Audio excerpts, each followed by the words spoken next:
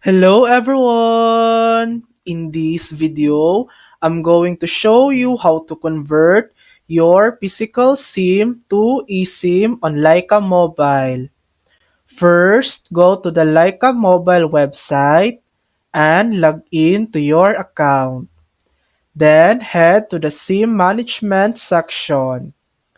Next, select the option to convert your physical SIM to eSIM. Choose your plan and click Buy Now.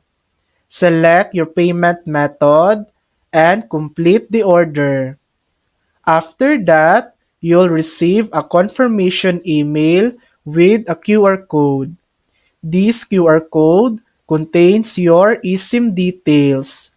Scan it on your phone to add your eSIM. You can also transfer your balance and account details from your physical SIM to the eSIM.